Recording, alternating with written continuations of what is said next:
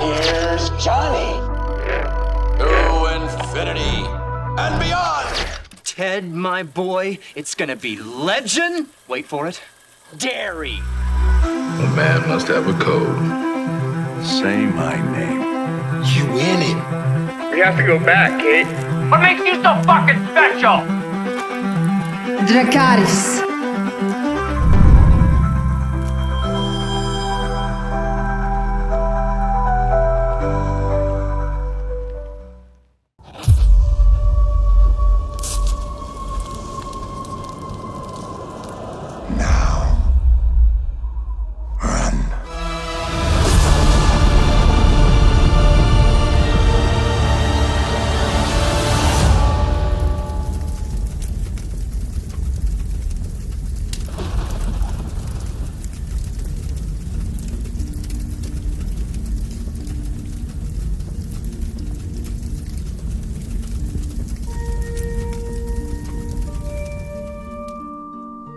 Ora boas, António, estamos de volta para comentar um dos filmes de um dos realizadores mais conceituados da nossa geração, eu diria, pelo menos dos últimos 20 anos, tem vindo a ser celebrado muito dentro deste que é o género da fantasia, do romance gótico com elementos de terror, um realizador que sempre se demonstrou afeccionado pelo seu amor às criaturas, pelo seu amor ao cinema antigo e aos efeitos práticos. E trazemos hoje aquilo que ele descreve como o ápice da sua jornada como realizador, como um filme que culmina ali toda a sua obra, pelo menos a obra que joga dentro deste estilo. Passo a batata então ao António, como tens estado e que achaste desta nova obra de Del Toro? Olá, malta, antes de mais cumprimentar aqui os nossos ouvintes, a malta que nos está a ver no YouTube, cumprimentar também aqui o Johnny, grande camarada. Pá, João, Subscribe. Like and subscribe. Eu vou ser sincero, eu tenho aqui alguma história com o Del Toro. Eu não vi todos os filmes do Del Toro. Eu gosto muito do realizador. O meu filme favorito dele é, sem dúvida nenhuma, O Labirinto do Fauno. E depois tenho aqui filmes que eu gosto muito, filmes que eu gosto menos. Por exemplo, tu falavas, A Forma d'Água não é um filme que eu gosto tanto, mas gosto muito, por exemplo, do Pinóquio, e que nós, porventura, até falámos aqui. Falámos também do Nightmare Alley, que é um filme que é interessante, e que acaba por ser aqui este Frankenstein que está a ser disponibilizado pela Netflix. Estreou esta sexta-feira, se eu não me engano.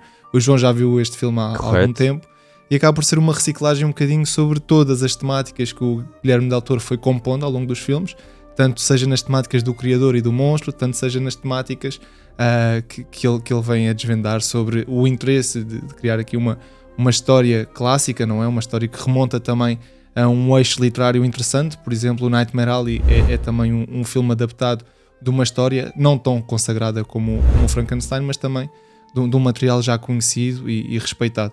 E o Guilherme Del Toro, como tu indicavas, ele acaba por ser normalmente um realizador que se mete em projetos que gosta muito, projetos que disponibiliza a sua alma, disponibiliza o seu corpo. E por algumas investigações que eu consegui fazer, algumas pesquisas, este acabava por ser, como tu disseste, a paixão realmente dele. E acho que tu acabas por notar aqui neste filme, apesar de tudo, uma grande paixão, uma paixão por tentar recriar aqui um mundo gótico, mas também um mundo romântico, porque acho que é interessante olhares da perspectiva do Frankenstein não só como um filme terrorífico, mas como um filme que tem ali uma temática sobre um monstro que ele acaba por ser muito humano, e é um eixo muito romântico nesse ponto de vista. E portanto o Frankenstein acaba por condensar aqui um bocadinho toda a narrativa sobre a qual o Guilherme Del Toro tem-se especializado, e é um filme que eu gostei. Acho que tem aqui muitas fragilidades. Acho que o ritmo e a duração acabam por comprometer um bocadinho a experiência, mas já lá vamos à frente. E a própria concepção do filme, apesar de no seu clima intimista, acaba por ser comprometido com o uso abusivo de CGI. Deu-me essa sensação que acabava por me distanciar aqui um bocadinho do filme. Mas já podemos tocar nesses pormenores. Eu vou-te passar aqui a batata quente. Se calhar falamos agora do eixo central, das nossas primeiras reações, daquilo que esperávamos. Eu gostava só de complementar. Eu não conheço aprofundadamente as obras do Frankenstein, eu nunca li o material original, eu nunca vi um filme do Frankenstein que eu me recordo. vi trechos do filme de 1931, se eu não me engano, do clássico, mas, ou seja, não é uma história com a qual eu tenho aqui um laço emocional muito vinculativo, e esta acaba por ser a minha primeira entrada nesta história. Portanto, vai ser interessante também debater sobre esse paradigma.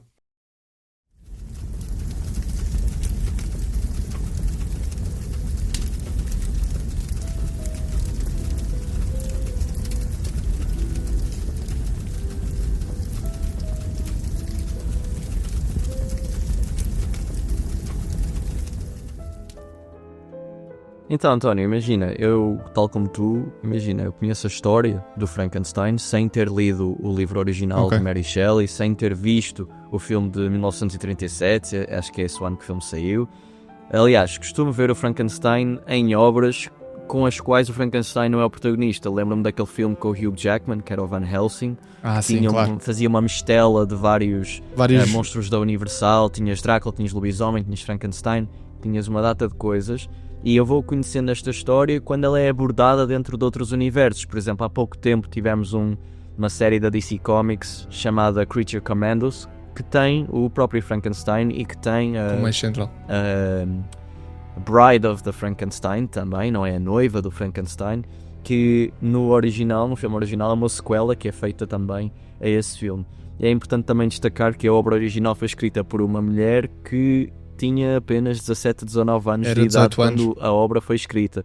E ela na altura, para dar aqui algum contexto, ela na altura foge com o marido de outra mulher, eles são apaixonados e fogem. Esse marido é também um escritor na altura conceituado, é o Percy. Mas ela como mulher acaba por não conseguir ser ela a vender os livros e ter que vender este Frankenstein sobre o nome do marido dela para que se possa então proclamar e propagar e conseguir vender o livro, e tornou-se ela uma autora muito melhor sucedida após o sucesso do marido. Acaba por ser ela que é relembrada, à exceção do marido, mas ficamos contentes que o marido nessa altura em específico até tenha sublinhado e dar espaço à mulher para ter a sua obra no mundo. Pronto. João, deixa-me só fazer aqui uma adenda, por favor. E isto é uma história que me foi contada e transmitida pelo meu professor de História e Cultura das Artes, ainda no 11º ano. Eu não sei se tu conheces a relação que esta história do Frankenstein tem com a própria história do Drácula e a própria relação que tem com Sintra. Tu fazes ideia como é que isto surgiu? Ou não? Não. Ou seja, esta história é criada numa aldeia ali na Suíça, por convite do Lord Byron. O Lord Byron era um aristocrata ali que nasceu em 1800 e tal, e ele era muito conhecido, era o poeta, o esplendor máximo do poeta romântico. Ele morava em Inglaterra e ele via-se envolto em muitas polémicas a título individual. Ele praticou incesto com a própria irmã, teve um casamento que acabou de repente, e o Lord Byron acabava por ser a grande inspiração de todos estes artistas promissores que viriam. E o que aconteceu aqui? Nós temos que recuar ali ao verão de 1816, em que se deu um fenómeno gigantesco, que foi um vulcão ali na Indonésia, e que mudou um bocadinho o eixo central do nosso planeta. As cinzas deste vulcão propiciaram tipo chuvas terroríficas, era quase como se fosse um cenário apocalíptico, e então propiciou-se aqui um clima muito interessante para se começar a catapultar aqui histórias de terror. E o que aconteceu aqui, João? Este Lord Byron ficou exilado, ele teve que sair de Inglaterra por todas as polémicas que estava envolvido. Ele foi ali para uma vila, e eu tenho aqui o apontamento, a vila de Diodati, que era ali ao pé do Lago de Genebra. E o que é que aconteceu aqui, João? Ele num dia convidou dois escritores, no qual a Mary Shelley se iria inserir, para fazer um retiro, e o John Polidori.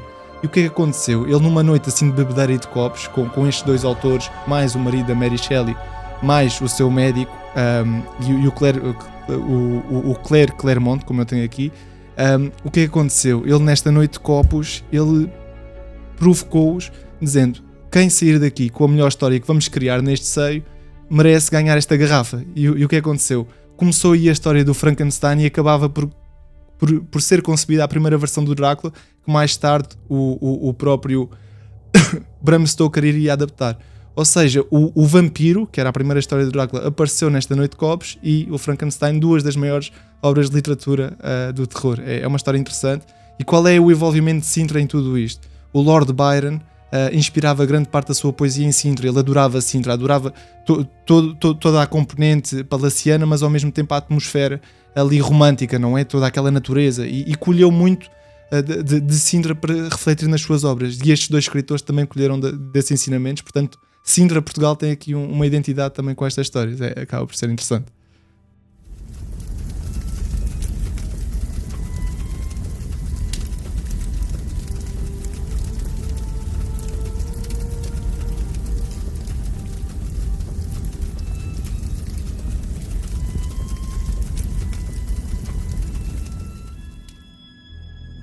Ora, boas pessoal, tudo bem? Estamos aqui no evento do Frankenstein, onde vão mostrar diversos cenários e vestuários do filme, e vamos mostrar um bocadinho como parte da nossa crítica. Acho que acaba fixe mostrar, e vão acompanhar um pouco daquilo que eu vou ver cá dentro com o resto do pessoal. Vá, até logo!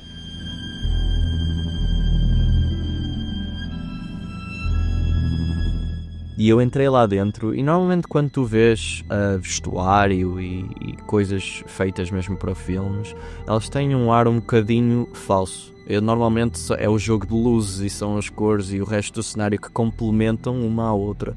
Mas eu senti quando passava pelas peças de roupa, e quando passava pelas peças de artesanato e pelos cenários que eles construíram, aquilo era incrível. A nível de direção de arte, eu acho que é um filme que é espetacular. Na minha opinião, já levava ao Oscar do ano, porque a nível visual eu acho que é provavelmente o melhor filme do ano. E diria ainda que, quando eu estive lá na exposição, eu vi uma frase do Del Toro que me marcou bastante, que foi, ele estava lá sentado na televisão, né? Pronto, e a dizer que quando ele conduz a história dos filmes e quando ele compõe este mundo visual, ele gosta de ter, em vez de ter um eye candy, que é o visual bonito só por ser bonito, ele gosta de ter um eye protein, que é um visual proteico, ou seja, é rico e é opulento e tem essa epicidade que cada filme dele tem, e às vezes pode até ser considerado gigante demais. Eu pessoalmente gosto bastante. Agora, eu diria que cada coisa que está inserida naquela história, ela tem um elemento narrativo. Por exemplo, os próprios vestidos da personagem da Mia Goth, eles contam histórias. Nós vemos criaturas inseridas na roupa que ela tem. A própria cruz dela tem um escaravelho. tem um escaravelho. Um escaravelho. Depois tens morcegos na roupa dela. Os próprios círculos que englobam a cara dela também depois acabam por refletir nos próprios círculos que nós vemos na cave do Frankenstein ou no laboratório do Victor. É um filme que, como tem uma história um bocadinho cíclica de 3 atos, também acabas por ver uma data de círculos e páginas ao longo do filme. Depois, acredito também que seja um filme que, na minha opinião, por acaso, aquilo que referiste em relação ao CGI, eu pessoalmente não senti. Eu acho que é um filme que complementa cenários reais e com uma construção de cenário com elementos de CGI, e de facto tu consegues perceber o que é e o que não é, mas que o faz de uma forma muito de um conto de fábula. Eu não senti que nada do que lá existe estava essa tentativa de aproximar a um conto, não é? Eu concordo com isso. Sim, e eu não senti que nada do que lá estava me parecesse artificial, sendo que aquilo que eu queria ver estava relacionado à história. E achei toda a construção de cenários impressionante. Aquele barco no começo do filme foi completamente construído, eles filmaram no barco. Todas as pessoas que o Frankenstein atirava do barco eram pessoas que estavam em cordas, que eram atiradas do barco. Não, e atenção, João, o aspecto da violência gráfica é muito bem capturada neste filme. Tu sentes a capacidade monstruosa do próprio monstro. O laboratório do Victor completamente construído, os cenários, as ruas. É um filme que tem cerca de 32 cenários que foram construídos mesmo para o filme, e acabo por sentir aqui que é um filme que, pronto, não quer dizer, aliás, atenção, eu não estou a dizer que a opinião do António foi influenciada porque ele viu o filme em casa, porque o filme saiu na Netflix. Pode ter acontecido. E a maior parte das pessoas vai ver o filme em casa. Mas eu vi o filme no cinema porque tive essa oportunidade. Aqui eles lançaram 2 semanas antes no cinema, e eu posso dizer que quando entrei lá dentro e as luzes se apagaram e eu fiquei fechado naquela história durante 2 horas e meia, eu senti uma jornada, e senti no final do filme um apego emocional tanto com a criatura como o próprio Victor. O Victor começa como uma personagem extremamente arrogante e eu acho que à medida que os demónios do passado dele vão entrando na cabeça dele, eles quase corrompem aquele homem para, de certa forma, desligar o seu lado humano. E dá ali uma cena muito engraçada, que há um contraste muito grande, por exemplo, quando tu vês a primeira vez que ele fala com a criatura e a primeira vez que a personagem da Mia Goth fala com ela, na qual ele tira a sua luva e ele diz, nós somos iguais. É quase como se ele estivesse a tentar provar que ele é igual a ele. E ele também, como homem de medicina e cirurgião, a tentar fazer essa prova além daqueles dois elementos. Ela, quando tira a luva, ela não lhe diz nada, aquilo é quase instintivo, ela tem ali um olhar, e eu gosto muito da performance dela, porque ela tem um olhar muito, muito inocente, muito mais natural, e é um aconchego que ela se calhar sente com esta criatura como alguém único e de certa forma desprovido de toda esta arrogância. E ela identifica-se com a própria homem. Criatura, não é? Algo fora do eixo. Identifica-se na própria criatura. E eu gosto muito da jornada picotada em 3 capítulos diferentes. Nós conseguimos ver a história desde os tempos dele como criança, que temos ali o pai, que é interpretado pelo Charles Dance, que eu não sabia que estava no filme, antes de ver o filme. E mais uma vez ele... é a segunda vez que ele interpreta o pai do Victor Frankenstein num filme. Já não é a primeira vez que ele interpreta esta personagem. E é uma das muitas vezes que ele interpreta um pai bué da chato, que ele já interpretou o Tywin Lannister também. É verdade. E é impossível nós não olharmos para a figura dele e para aquela voz. Claro. E depois outra coisa de referir, que a Mia Goth neste filme interpreta 2 personagens. Ela interpreta a mãe do Victor Frankenstein e depois a mulher do irmão do Victor Frankenstein. Sim. E essa sensação de serem 2 personagens que acabam por morrer e o Victor não os consegue salvar, e essa cena de tentar controlar aquilo que é a vida e aquilo que é a morte e de perceber onde é que se arrecada a alma de cada personagem, acho que tematicamente é muito rico, e as performances de todos os atores... O Christopher Waltz se calhar é o ator que eu acho um bocadinho mais... Eu gostei. Gosto muito mais do Christopher Waltz do que, por exemplo, o William. Imagina, eu gosto de todos os atores, mas eu acho que entre Oscar Isaac, Mia Goth e o Jacob Elordi, que eu acho que é o destaque do filme, acho que estão aqui performances muito, muito, muito boas. Pronto, o que eu quero dizer é que eu gostei muito do filme. Para mim é um dos melhores filmes que eu vi este ano.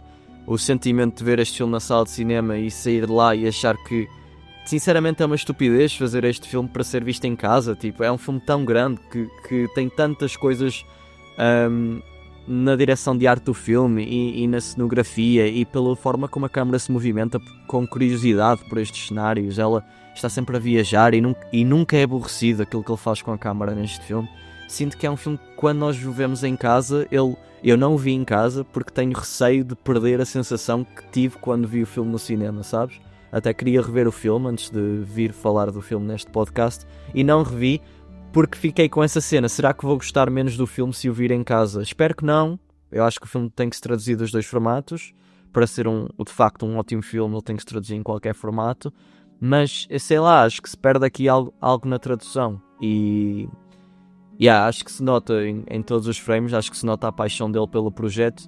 Lá no museu tinha um detalhe muito interessante, que foi, ele era um religioso, o Guilherme Del Toro cresceu dentro da religião cristã, ele ia à missa todos os dias, e a missa dele acabou por se tornar o Frankenstein. Quando ele viu o filme de 1937, ele percebeu, nessa concepção de vida e morte do Criador e da alma, tornou-se ali a igreja dele, e tinha lá desenhos do Guilherme Del Toro de 1987, tipo o Guilherme Del Toro ali no final da adolescência, do próprio Frankenstein, já de há anos e anos atrás.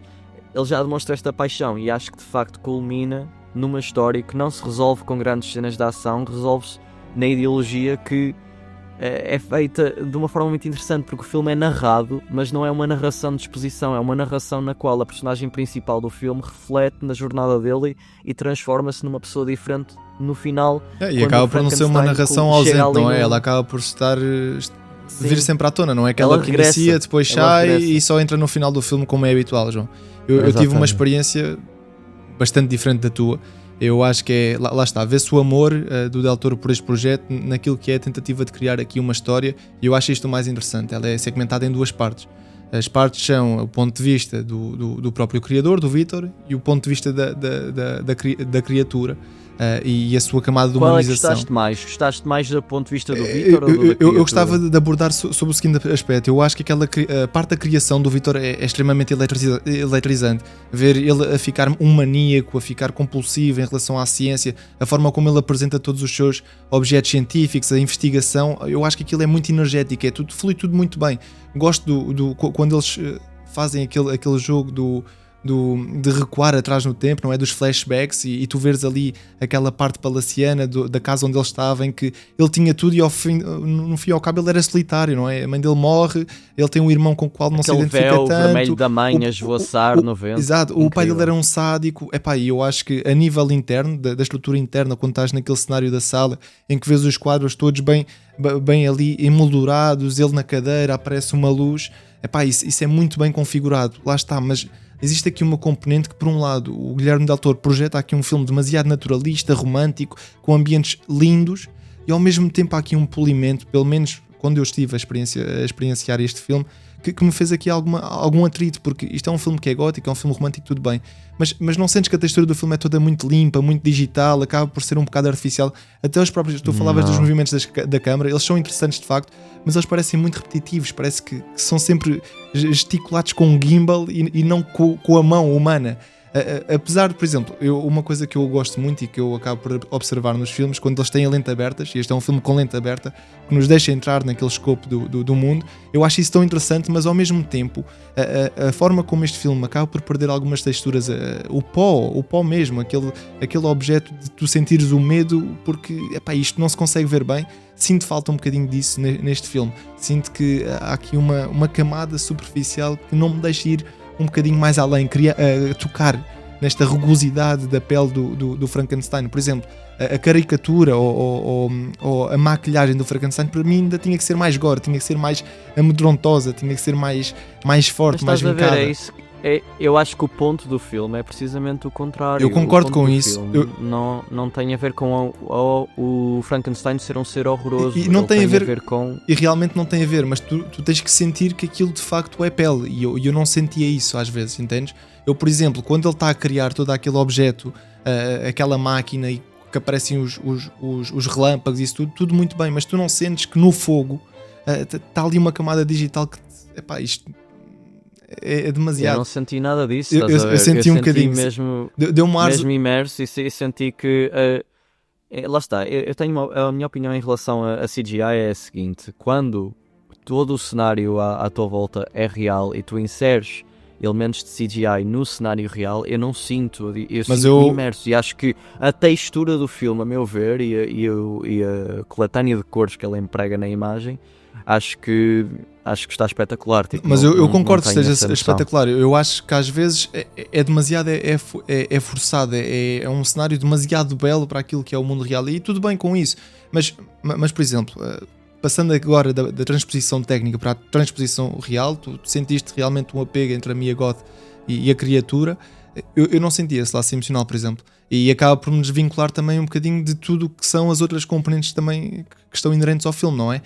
A cinematografia, se houvesse um diálogo que fosse realmente, para mim, interessante, eu estava preso, e isso não aconteceu. Por exemplo, eu vejo a Mia Goth, quando ela está naquela trilogia de Ty West, ela é uma atriz muito impositiva. É uma atriz, quando aparece no campo de cena, ela contagia toda pela sua energia. Ela aqui está muito resignada, está muito contida, até por essas facetas eu acabo por não a conseguir ver naquele papel, e aquela química que ela acaba por ter então, com este monstro. Estamos a falar de personagens que são muito diferentes. É verdade. E que pedem à atriz, João, conceitos de é verdade, completamente opostos. Mas, por exemplo, a sedução que ela acaba por ter, este interesse neste monstro, acaba por ser assim muito, muito rápido para mim.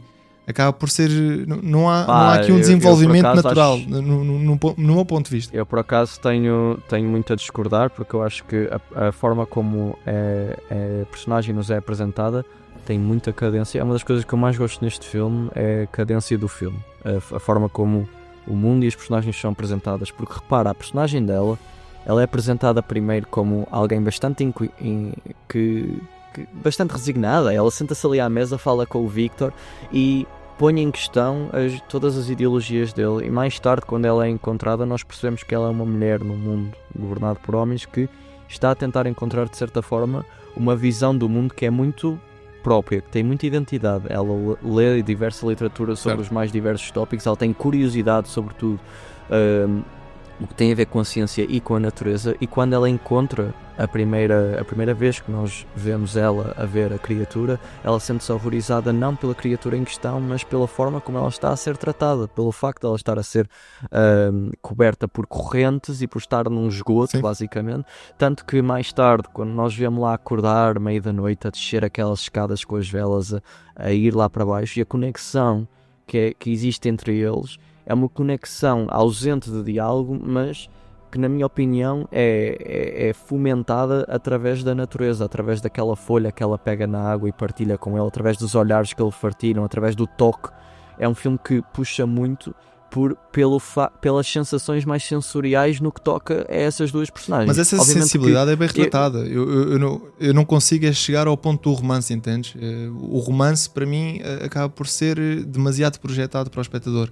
Não acho que exista aqui sequer diálogos que levem a isso a acontecer, no meu ponto de vista. Ok, mas eu não diria que o romance seja vamos nos casar os dois. Tanto que mais tarde o Vítor quer um acompanhante, ou um acompanhante, ele nem refere o género. Quem refere o género até é o Vítor. Tu queres uma mulher para viveres com ela para sempre. Obviamente que existe a ligação entre ele e a personagem da Mia Goth, mas eu nunca senti que ele quis prender a personagem dela ao estatuto de criatura e que eles ficassem apaixonados para viverem juntos. Tanto que quando ele traz o corpo dela, ele não tenta ressuscitar o corpo da Mia Goth, ele simplesmente deixa o corpo na própria natureza. Ela é deixada numa pedra no meio de uma gruta, e eu sinto que Eu sinto que nesse aspecto o filme não se propõe a que ela se sinta apaixonada por ele. Eu sinto que o romance é um romance de... É um romance mais idílico.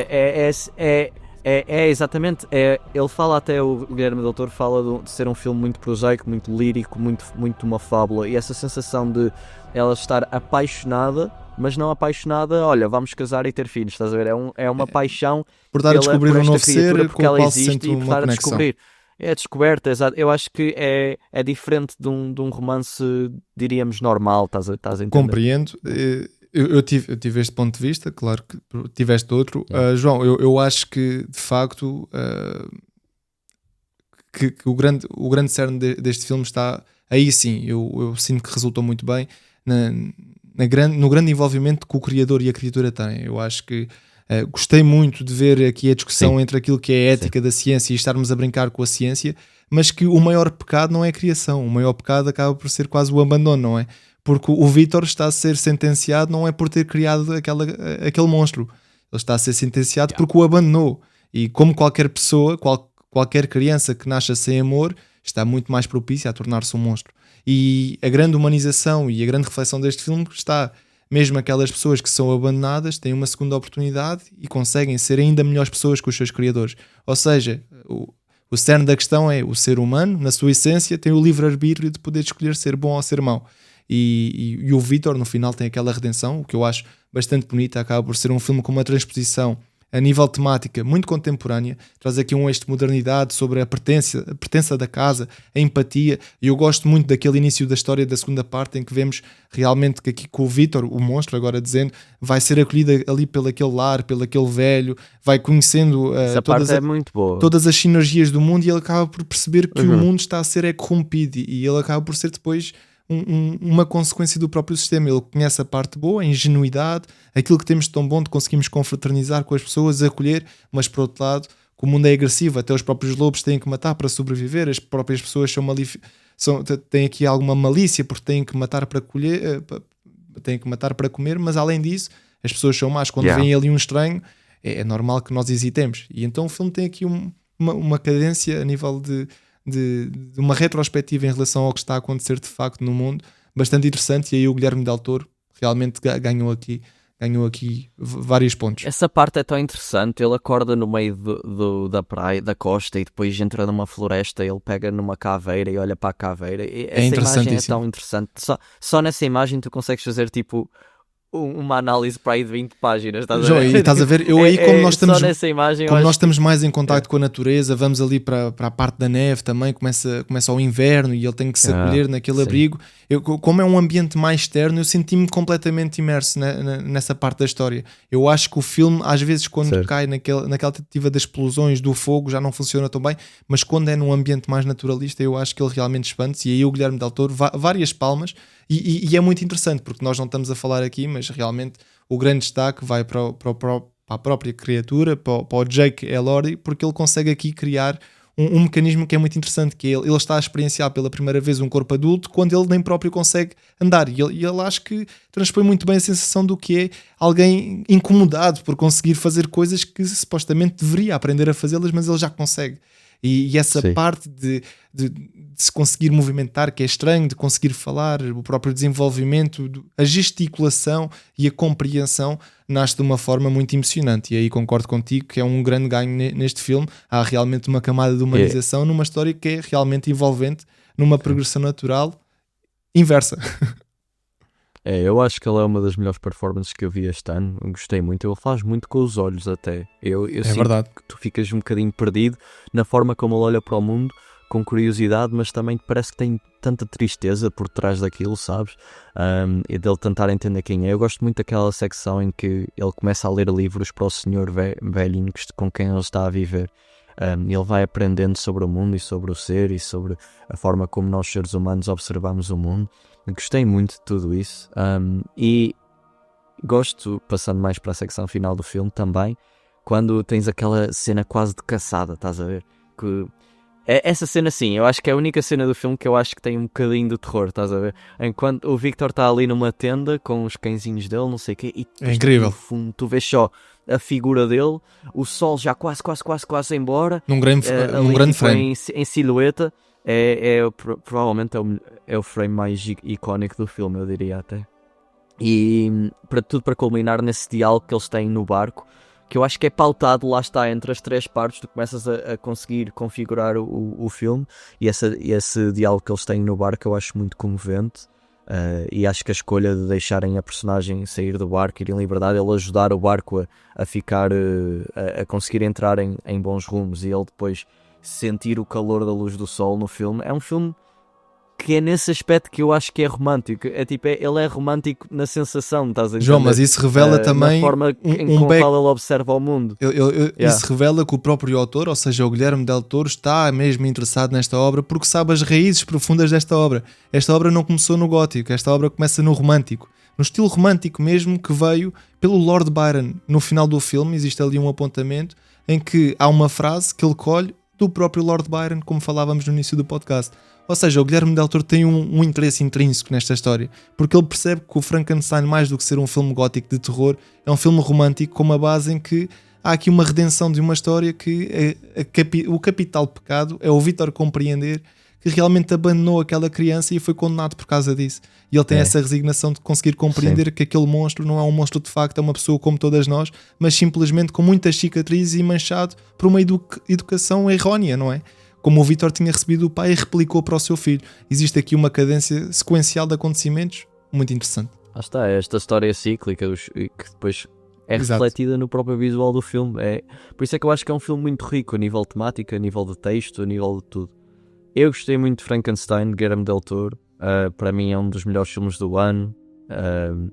Eu dava-lhe a nota 9 em 10. Eu gostei mesmo muito. Acho que é um filme que, se tiverem a oportunidade de ver no cinema, vejam. Mas se estiverem em casa, fechem as persianas, metam um som com o melhor sistema que vocês possam ter em casa, vejam o filme da melhor forma que conseguirem ver o filme. Nós não falámos, mas a banda sonora também é muito, muito interessante, e estávamos agora a ver, estávamos aqui a configurar no início do podcast as músicas, porque nós, enquanto gravamos, costumamos sempre estar a ouvir a banda sonora do filme, e o João já sabia, eu não sabia. Tenho aqui comigo o Alexander Desplat, não é?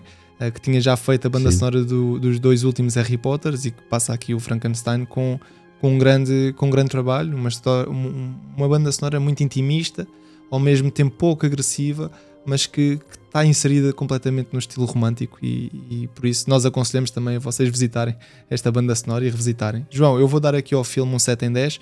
Acho que é um bom trabalho do Guilherme Del Toro.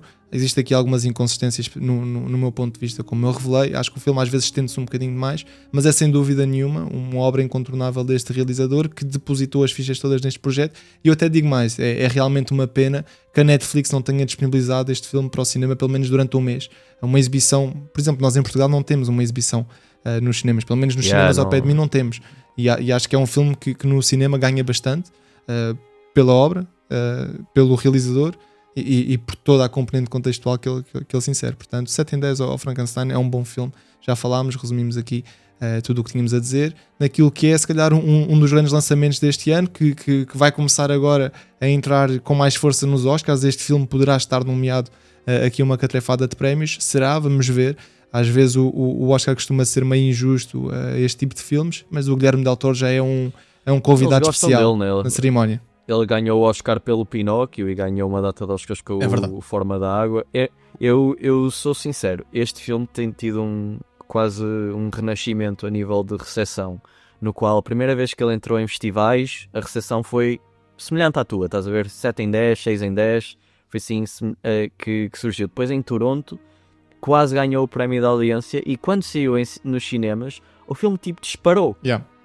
Conseguiu encontrar uma audiência, conseguiu encontrar muito um público mesmo específico para o filme, e eu sinto que a Netflix, que nesta jornada para a Academia tem 2 filmes, eu acho assim, principais para o Oscar, que é o Train Dreams, talvez o Jay Kelly e agora este Frankenstein, eu sinto que a Netflix está a apostar muito neste filme. Pelo menos nas categorias técnicas, eu acho que o filme vai estar em todas. Agora, se chega a melhor filme, não sei. Eu gostaria que o Jacob Elordi estivesse nomeado.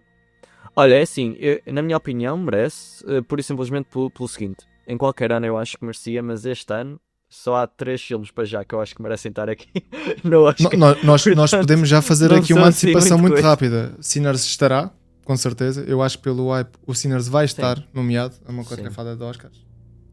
One Battle After Another também. Sem dúvida, Paul Thomas Anderson. Estará. Pá, mas depois disso, tipo, que mais é que vamos ter? Estás a entender? Tipo, Sentimental Value, não sei se vai lá estar. Pá, há o Smashing Machine já não me parece que tenha hora para conseguir trilhar aqui um caminho. E João, e fazendo aqui uma coisa muito, muito interessante, tu falavas do Guilherme Del Toro e sobre como as camadas têm aqui desdobrado entre, se calhar no início não foi tão bem projetado, depois já houve aqui alguma hesitação e já está a começar a transpor. Epá, se tu fores a ver, este filme sintetiza mesmo aquilo que tem sido a obra total do Del Toro. Nós temos a relação com uma criatura na forma d'água, temos o monstro incompreendido ali no labirinto do fauno, temos o criador, a criatura, não é? Este laço ali no Pinóquio. Ou seja, estes 3 filmes capitulares acabam por estar aqui revelados neste Frankenstein. Exato, tanto que ele próprio diz que este será o último filme dele neste senso de romance, fábula, gótico, e eu estou muito curioso para ver o que é que ele irá fazer daqui para a frente, porque segundo ele, não é?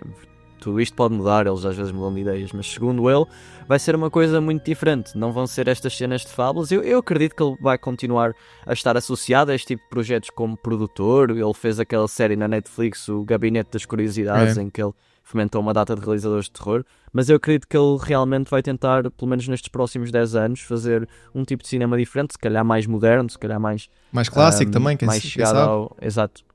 Nunca se sabe, vamos ver o que é que ele irá fazer, mas acho que a obra que ele tem já é uma obra excelente e eu tenho sempre curiosidade em ver o que ele irá fazer. João, fica então realmente essa questão charneira, que é: será que Guilherme Del Toro vai abdicar deste seu género mais romântico e dar início aqui a passos mais clássicos? Será que o classicismo vai começar a tomar conta nesta idade já avançada do realizador, em detrimento do romantismo? Quem sabe, teremos que ver. Vocês continuem a acompanhar aqui os nossos projetos na fornalha. Estamos aí com muita coisa no forno, portanto, um grande abraço, malta. Eu e o João vamos nos despedir aqui com, como já é hábito, um grande... Victor! Solta o DJ!